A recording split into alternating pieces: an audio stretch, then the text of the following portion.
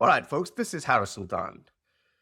I saw this video on YouTube where Douglas Murray was sitting somewhere in Qatar, I believe, where the Qatari host was very hostile. She was asking very loaded questions, which I think Douglas Murray did a really good job in responding to, except for one particular question, which I think Douglas was a bit soft.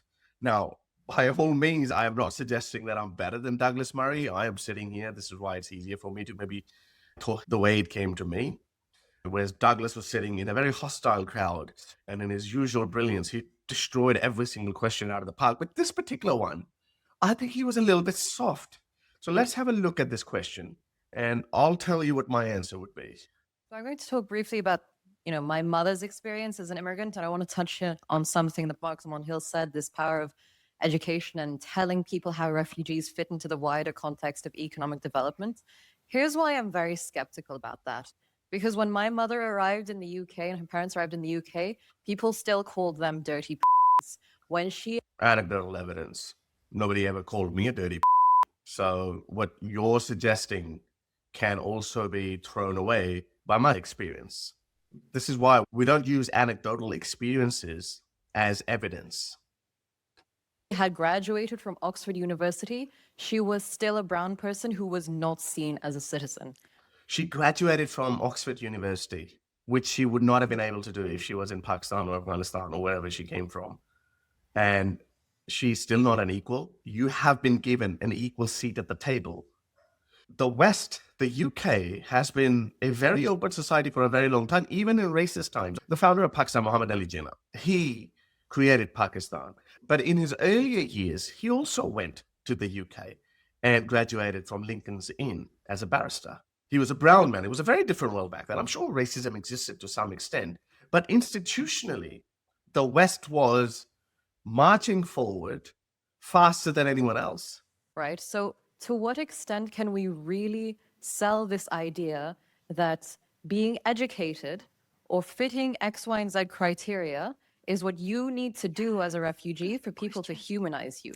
The inherent problem with these people is that they don't humanize you. You can't fulfill your oppressor's criteria so that they see you as human. So how do you humanize people? Dehumanizing Oppressors' criteria. Who is they that she's talking about? Is it the British government, the state of Britain, or ordinary people? You're going in this anecdotal territory.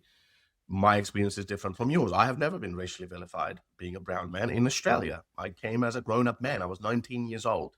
So since I haven't been racially vilified in Australia, should I say that no one has ever been racially vilified anywhere in the West? No, that would be absurd. But this woman had built her entire argument against the oppressiveness of the West based on some anecdotal experience. Sure, someone might have called her a but she also should remember, I think her mother did a PhD. Would she have been able to do that in Pakistan or Afghanistan? The West offered her more than her ancestral country could have ever given, which is the reason why she stayed, which is the reason why she gave birth to that next generation, which is her. But this victim mentality, this victimhood of the othering, they are our oppressors, they don't see us as equal based on some anecdotal experience. How pathetic is that? It just tells you about the mindset of people. The reason why I fell in love with the West immediately was because I immediately recognized that my quality of life in Australia is going to be far better than my quality of life in Pakistan. I understood that, which is the reason why I never went into this oppressed mentality, this victim mentality that, oh, they're looking at me funny, they don't see me as equal, because it never happened. And you know why that didn't happen? Because I never acted differently. I always saw myself as part of this community. I had more Australian friends than Pakistani friends because I always wanted to, learn about Australia. I always wanted to be a part of this society. And I loved this culture. That could only happen if you think that way. I know some Pakistani friends. There was one, my childhood Pakistani friend came about 15 years later than me to Australia. He's living a good life. But he often complains about racism. There is no racism. And yes, he speaks with the Pakistani accent, and that doesn't help. His wife wears a hijab, and I can understand that you can get some stares, but that is happening because you cannot let go of your native culture. I didn't have that problem. So that's what we mean by integration. I don't live like a Pakistani man. I don't live like a Muslim man, definitely not. Yes, I look different, But that is only one element which can very easily go away if you actually don't behave like a Muslim or like as a foreigner. Much the same way, if a Western woman went to Pakistan or Bangladesh or Afghanistan wearing Western clothes, a skirt or something, then she would be seen as an outsider. That's just how humans behave. That's just how humans react. So compare that with the West, where you're allowed to wear a burqa, where you're allowed to go to Oxford University, where you are given social housing, where you're given welfare payments. You're not allowed to die of hunger. So it looks like her entire identity was built around this idea that I am oppressed. And this woman is obviously going to concur that. So let's see how Douglas responds. So Douglas, I don't think is going to get a chance to respond to her, but she's going to add another question on top, which is actually very pathetic. And I think Douglas could have given a harsher response, which I will give. Refugees, thank you very much. And with this, let me go to you, Douglas Murray, because much of your argument, Douglas, seems to be about the us versus them, the fact that, we have... Actually, she did that, us versus them. And there's nothing wrong with that, because that's how humans have always worked, us versus them. Throughout human history, people have gone to wars, not for Helen of Troy, not just for territory, but for their set of values, for the domination of their set of values. Every single empire you look at, they try to conquer the other, either leave them in ruins or replace their system with their own. Every single war you look at, the Romans did it, the Greeks did it, the Persians did it, the communists try to do it, and the West does it. That's how it always works. Because a civilization cannot expand or grow or become successful and prosperous unless it believes in its values to be virtuous and good. Look, that's what Muslims are doing. Muslims are telling Americans that, hey, don't have dogs. Please stop drinking. Don't let your women wear skirts or small clothes. Don't let them go out at night.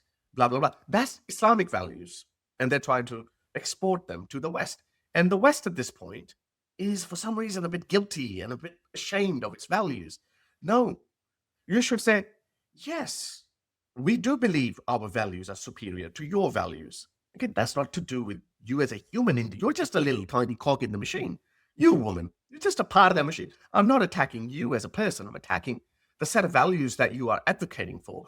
And fair enough, you find your values to be superior to my values. That's what Muslims tell you all the time. So there is nothing unusual about that.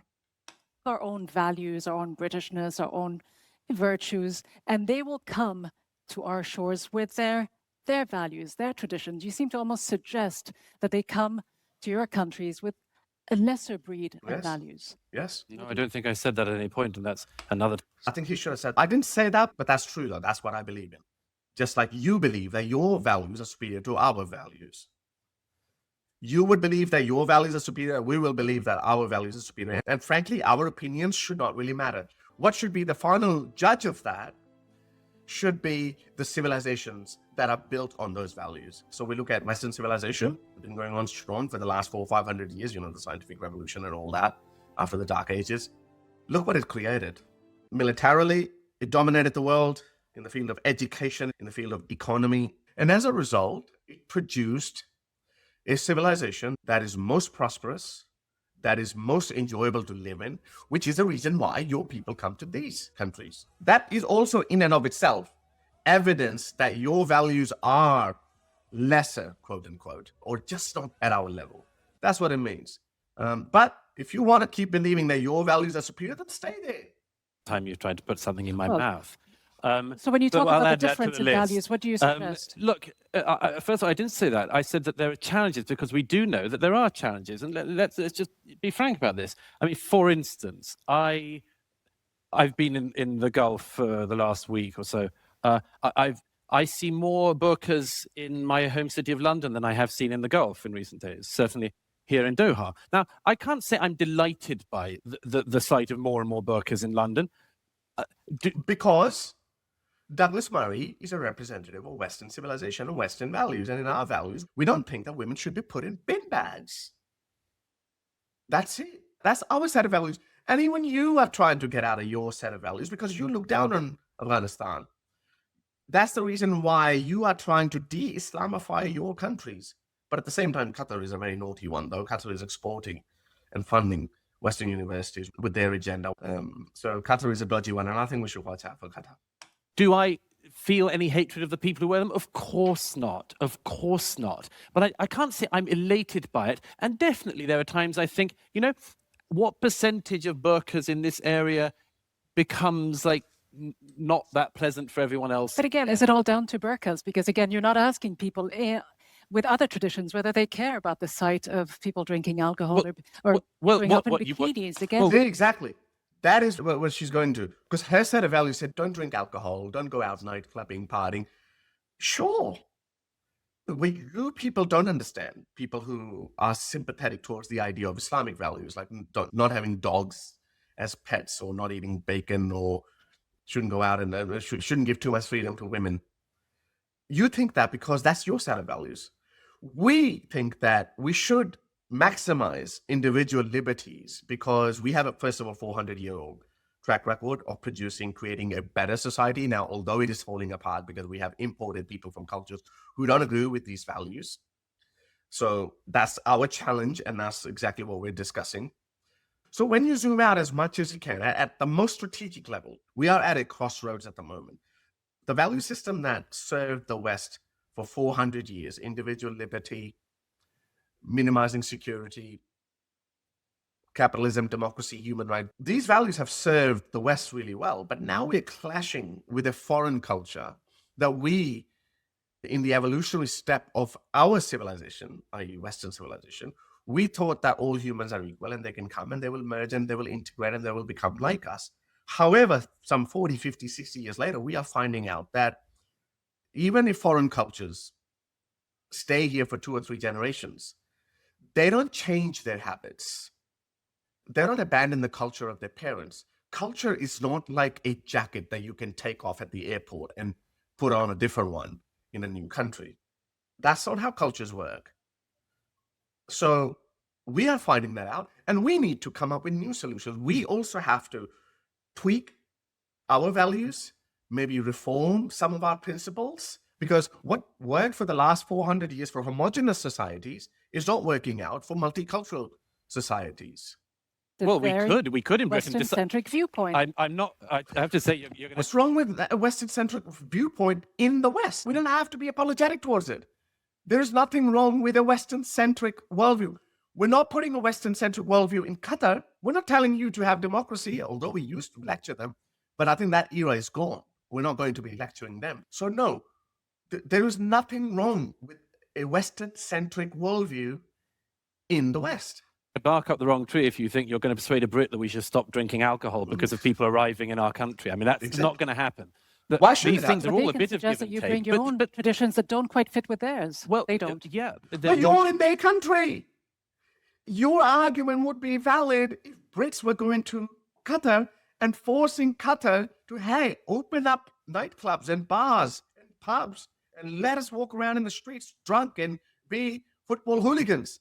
Then your argument will work. That is against our traditional norms or our set of values. Then it would work. It doesn't work when you come to their country, like that ungrateful woman questioner putting a hijab on, and she said, my mother did a PhD from Oxford, but she was called a dirty wow. There are, as I said, and before we got all confrontational, which you did from the get-go, I said what the problem is here is that these things are all rubbing against each other. And in that situation, you have to work out what things you're willing to give up, which things you're willing to compromise on, and which ones you're not. You're not going to persuade the Brits to massively change their culture. But let me just make the point. Every single society has certain aspects of it doesn't want to give up. This one will. In Qatar, this one will. Everyone does. So please don't try to make this a kind of bigoted European. But that would be a very, very dishonest way to. That would be a very dishonest way to represent this debate. Well, there he is, ladies and gentlemen. So that was it. I reckon Douglas could have been a bit more aggressive in defending Western norms, because in the West, yes, we are going to have a Western-centric worldview. We're not going to have an African-centric worldview. I think this is the crux of it. Western values created the greatest civilization humanity has ever known. It became too liberal. And then it started apologizing for the very values that made it the greatest civilization on earth. The more you drift away from Western values, the more you apologize for your existence, for your identity, and for your values, the worse off you will be as a civilization, as a country. So no need to apologize. I'd say, sorry, can't do it.